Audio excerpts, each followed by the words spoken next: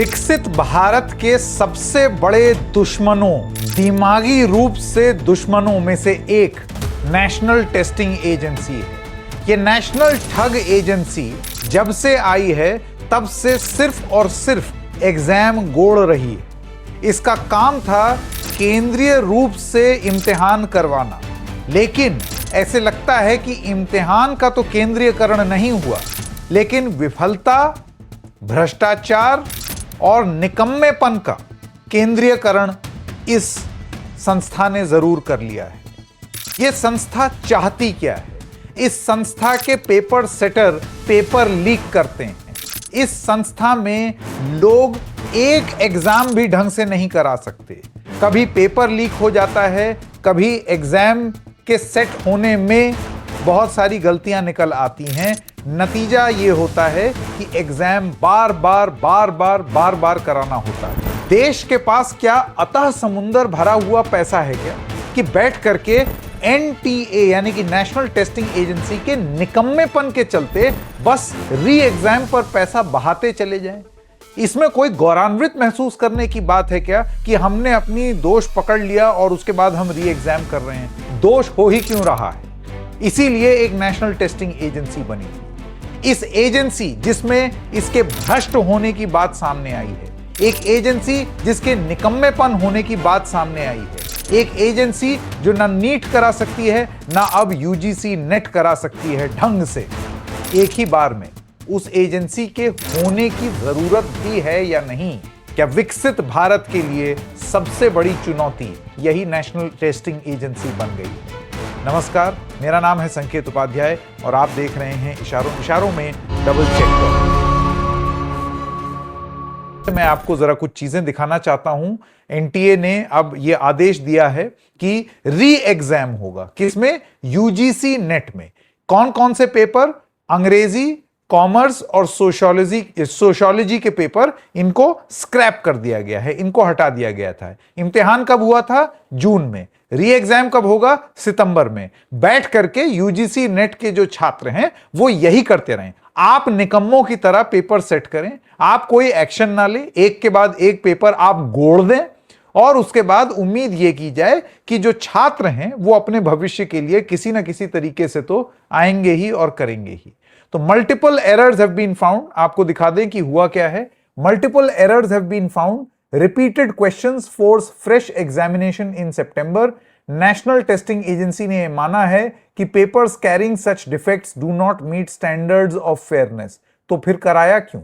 Standard of fairness नहीं है तो फिर आपने इसको होने कैसे दिया? ये कितने लेयर्स से निकल कैसे गया? इसके चीफ पर सवाल ना पूछे जाएं, इनके चीफ के ऊपर मुकदमा ना चले, एनटीए के चीफ से यह सवाल ना पूछा जाए कि आप वहां बैठ के कर क्या रहे थे? क्या आप कोई जिम्मेदारी नहीं लेंगे या आपकी जिम्मेदारी सिर्फ यह है कि आप ये बोल देंगे मेरे स्टैंडर्ड्स के हिसाब से नहीं है? स्टैंडर्ड्स पहले क्यों नहीं सेट किए थे?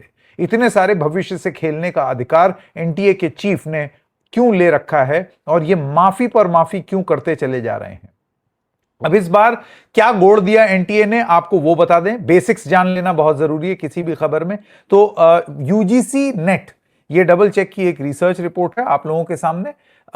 यूजीसी नेट दरअसल होता है एक इम्तिहान जो साल में 2 बार कराया जाता है, जून और दिसंबर में। इसमें 87 सब्जेक्ट्स होते हैं, कंप्यूटर बेस्ड टेस्ट होता है। जूनियर रिसर्च फेलोशिप के लिए इसमें आपको वित्तीय सहायता मिलती है। रिसर्च स्कॉलर्स को असिस्टेंट प्रोफेसर की एलिजिबिलिटी होती है। ये टीचिंग में खास तौर से अगर आपको टीचिंग पोस्ट भरनी है कॉलेज यूनिवर्सिटी में, सोचिए कॉलेज और यूनिवर्सिटी के टीचर जिस टेस्ट से निकल करके आते हैं उस टेस्ट की ये हालत है, तो आप क्या बच्चों को पढ़ाएंगे? जरा सोच लीजिए। तो असिस्टेंट प्रोफेसर की एलिजिबिलिटी है। पीएचडी में आपको दाखिला चाहिए किसी कॉलेज में, तो this is a gateway to doctoral programmes across the country. तो इस देश में दिमागी अगर बनना है ना, आजकल दिमागी होना एक अपराध सा हो गया है। आपको दिमागी शब्द प्रयोग करके ये बताया जाता है कि आप दिमागी नक्सल हैं और दिमागी ये और दिमागी वो। तो ये दिमागी लोगों का जो काम है उसमें बददिमागी का काम और बदनियति का काम नेशनल टेस्टिंग एजेंसी की तरफ से हुआ है, क्योंकि दिमागियों से इतनी दिक्कत है तो लो सारा काम खराब कर देंगे। पीएचडी के एडमिशन को गोड़ दिया, असिस्टेंट प्रोफेसर की एलिजिबिलिटी को गोड़ दिया, जूनियर रिसर्च फेलोशिप का कार्यक्रम जिससे निर्धारित होता है यूजीसी नेट, उसकी परीक्षा एनटीए नेशनल टेस्टिंग एजेंसी ने गोड़ दी। आइए आगे बढ़ते हैं और आपको दिखाते हैं यूजीसी नेट क्यों मैटर करता है। It determines your career path. लाखों पोस्ट ग्रेजुएट छात्रों के लिए एकेडमिक्स और रिसर्च में वो जाएंगे, ये उसको निर्धारित करता है। नेशनल मानक है ये, uniform eligibility criterion across all Indian universities and colleges. देखिए, मैं इस चीज के विरोध में नहीं हूं जो सरकार ने सोचा है कि एक समान फ्रेमवर्क में सारे यूनिवर्सिटीज को लेकर के आए। ये थॉट बुरी नहीं है, ठीक है ना, ये थॉट बुरी नहीं है कि आप सब लोगों को मतलब एक एजेंसी हो जो एक समान रूप से, ताकि अलग अलग स्टैंडर्ड्स ना हो, एक समान रूप से सारी चीजें हो। सोच अच्छी है, लेकिन उसका क्रियान्वयन कितना घटिया है, कितना बर्बाद है, ये उसके ऊपर ये कार्यक्रम यहां पर है। तो नेशनल स्टैंडर्ड इसका मकसद था। High stakes junior research fellowship provide stipend, assistant professor is a permanent career gateway. और स्केल मतलब आप ये समझिए 10 लाख कैंडिडेट रजिस्टर करते हैं एक साइकिल में यूजीसी नेट। 10 लाख परिवार को आपने एक झटके में मुसीबत में धकेल दिया। अब नेशनल टेस्टिंग एजेंसी क्या है भाई, इनके बारे में भी जान लीजिए। ये एक स्वायत्त संस्था है, मिनिस्ट्री ऑफ एजुकेशन के अधीन आती है। 2018 में इसको बनाया गया था। और तो सुनिए क्यों बनाया गया था, टू कंडक्ट ट्रांसपेरेंट, पारदर्शी, एफिशिएंट, यानी कि बहुत ही सुगम तरीके से इंटरनेशनल स्टैंडर्ड टेस्ट, कि विदेशों में जिस तरीके से टेस्ट होता है वो आप कराया जाए। अब मैं आपके ऊपर छोड़ता हूं दर्शकों, मुझे तो हंसी आ रही है इस बात पे बिल्कुल। मतलब ये to conduct transparent, efficient, international standards test, national testing agency. आहा आहा।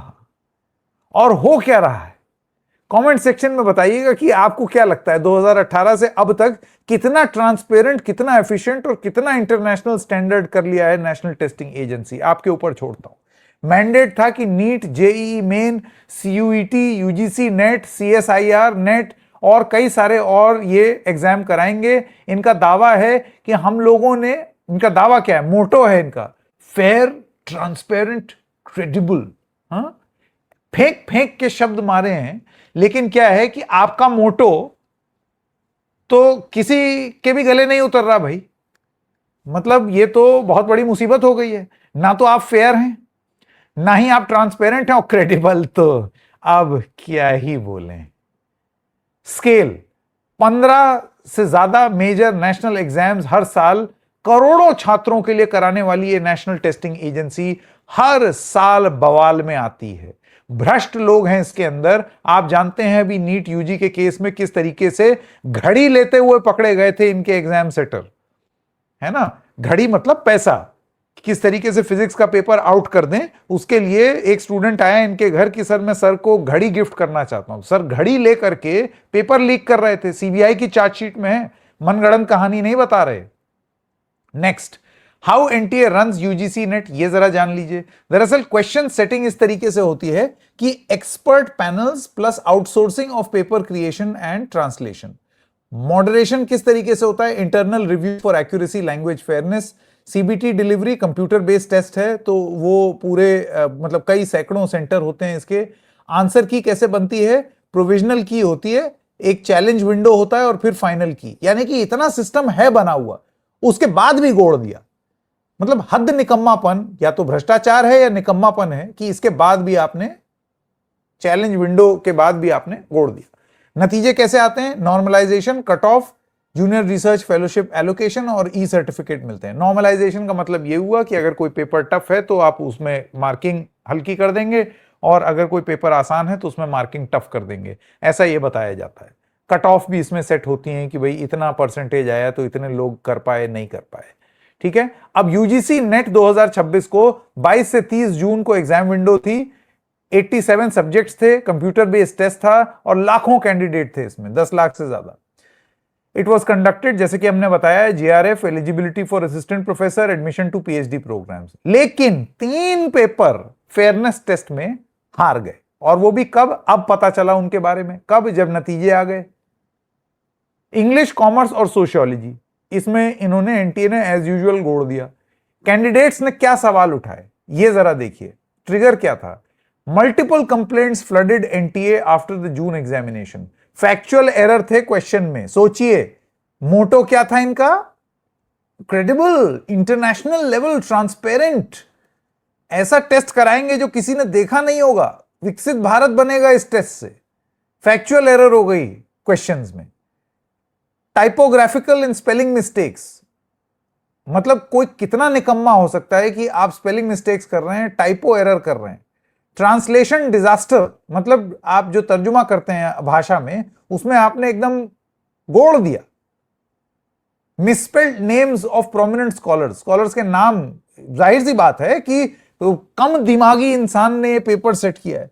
दिमागियों से ऐसी तकलीफ है नेशनल टेस्टिंग एजेंसी को कि कहीं कोई दिमागी ना घुस जाए। तो लो, जो बद दिमागी वाले हैं वो ना स्पेलिंग लिख पा रहे हैं, फैक्चुअल एरर कर दिया, ट्रांसलेशन नहीं कर पा रहे हैं, बुक टाइटल्स गड़बड़ कर दिए, स्पेलिंग मिस्टेक्स हो गई, जेंडर नंबर एरर्स हो गए, क्वेश्चन पेपर में रेपिटेशन हो गए, पुराने पेपर से उठा करके क्वेश्चन टीप दिए, नॉन स्टैंडर्ड कॉइन टर्म्स कुछ भी उठा करके कोई लिख दे रहा है। एकदम ही निकम्मे कम में है क्या नेशनल टेस्टिंग एजेंसी में?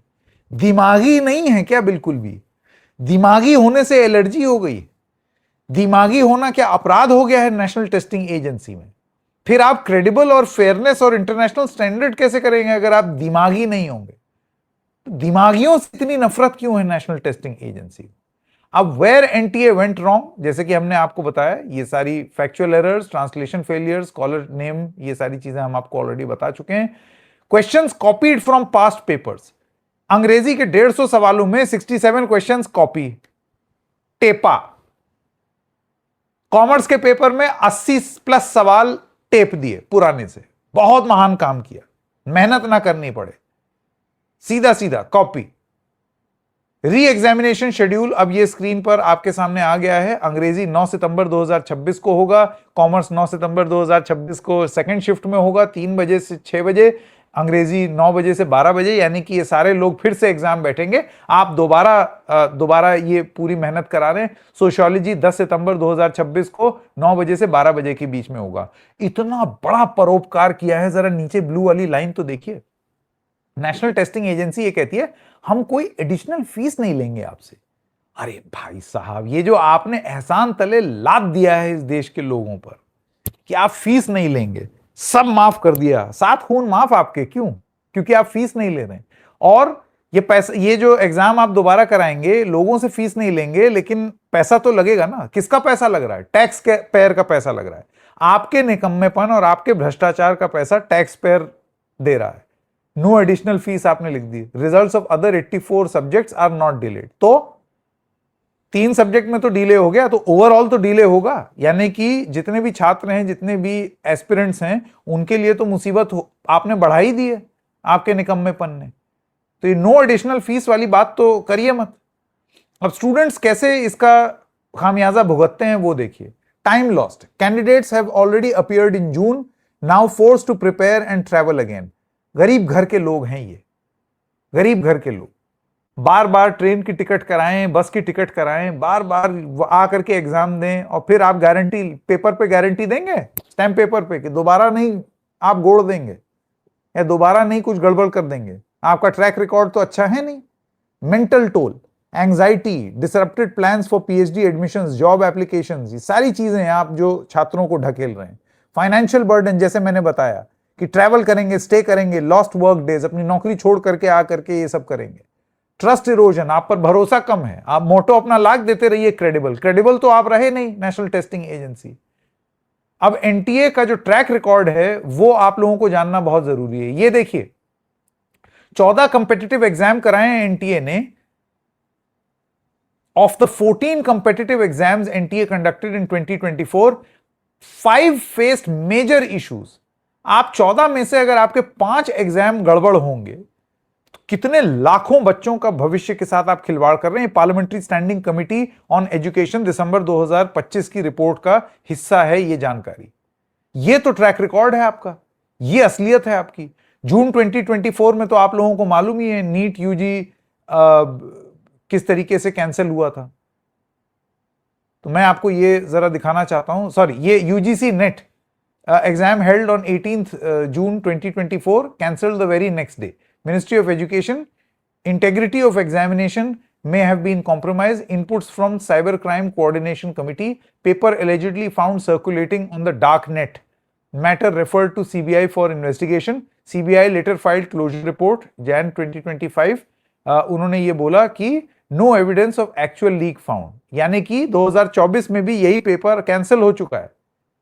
निकम्मापन देखिए, पेपर लीक हो जा रहा है, आप ठीक से सेट नहीं कर पा रहे हैं। फिर आया 2024 का NEET UG paper leak, 23 lakh से ज्यादा कैंडिडेट्स, 30 से 50 लाख प्राइस पर लीक्ड पेपर, ठीक है, 155 plus students directly benefited. Bihar इसका हब बना था, सुप्रीम कोर्ट में मामला गया था, याद कीजिए। ये सब धर्मेंद्र प्रधान के जमाने के वो हैं जीनियस। फिर तीसरा फेलियर 2026 नीट यूजी पूरा कैंसिलेशन। 3 मई को एग्जाम हुआ, कुछ दिनों बाद guest paper with massive overlap surfaces.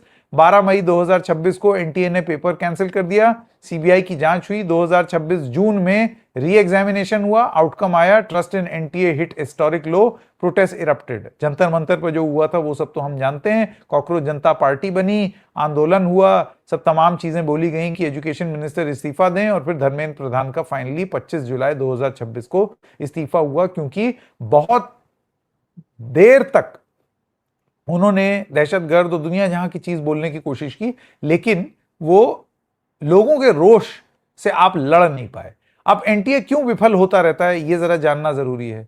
आपको ये बहुत जरूरी चीजें हैं जानना। रूट कॉज क्या है इसका? Staff shortage. इतनी बड़ी बात आपने कर दी, बड़ा एम्बिशियस प्लान बना दिया, स्टाफ तो देना पड़ेगा ना, और अच्छा स्टाफ। 24 में से मतलब only 24 of the 39 permanent post are filled. अब आप सोचिए कि आपने बाकी सारी चीज आउटसोर्स और कॉन्ट्रैक्चुअल स्टाफ पर डाला है, उनकी क्या ईमानदारी होगी भाई?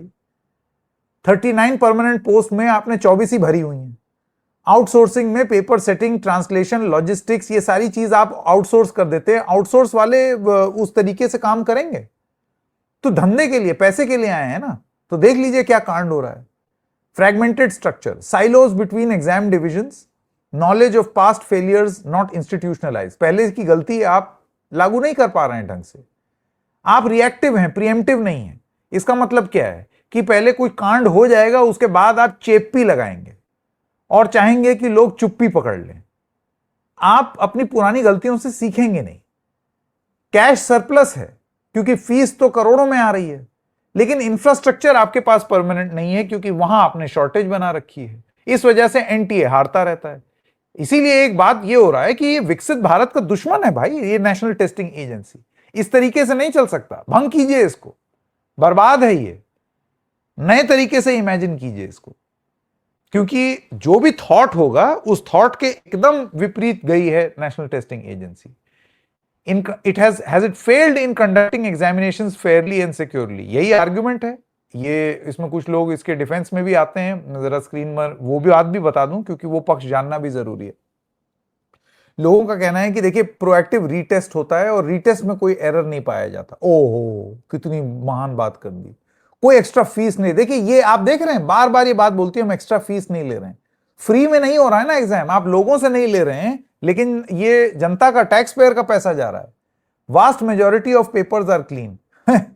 14 में से 5 पेपर आपके 2024 में गड़बड़ हुए, और इतने बड़े बड़े पेपर आप गड़बड़ कर रहे हैं, लाखों लाख स्टूडेंट्स का आप भविष्य अंधकार में डाल करके, और उसके बाद कहते हैं कि इतनी दिक्कत नहीं है। कैसे नहीं है? Scale of exam is unprecedented. Scale of exam तो अनप्रेसिडेंटेड है ही, अप्रत्याशित है ही। इसी वजह से तो नेशनल टेस्टिंग एजेंसी बनाई थी कि इस अप्रत्याशित स्केल को मैनेज करने के लिए। तो अब आप ये कह रहे हैं कि बहुत बड़ा स्केल है, तो फिर बंद कर दो एनटीए, जरूरत ही नहीं है। छोटे छोटे एग्जाम करें जैसे पहले हो रहे थे। इससे पहले क्या नहीं होते थे एग्जाम? ये तो आप कोई कमी को पूरा करने के लिए एग्जाम लेकर के आए थे ना। अब आप उसी चीज को अपनी कमजोरी बता रहे हैं। ये तो अजीब बेवकूफी वाले आर्गुमेंट है। Reforms and committees are ongoing, यानी कि बदलाव एक लगातार चलने वाली प्रक्रिया है, ठीक है। अब यह है सबसे बड़ा सवाल जो मैं पूछना चाहता हूं, और आप लोग ये जान लीजिए, इज सेंट्रलाइजिंग इनकॉम्पिटेंस, क्या एनटीए में जो केंद्रीकरण हो रहा है वो विफलता का भी केंद्रीकरण है, वो निकम्मेपन का भी केंद्रीकरण है, वो भ्रष्टाचार का भी केंद्रीकरण है। A single national body was meant to bring fairness, standardization and integrity to high stakes examinations. Instead, repeated failures have raised a deeper question. Is NTA centralizing competence or centralizing incompetence and corruption? और अगर ये कर रहा है NTA, जो कि कर रहा है, तो यही national testing agency in its present form आपके विकसित भारत के गोल को पूरा नहीं होने देगा। शायद सरकार को इस चीज पर चिंता करनी चाहिए। इशारों इशारों में बस इतना ही, फिर मिलेंगे किसी और मुद्दे के साथ, तब तक के लिए नमस्कार।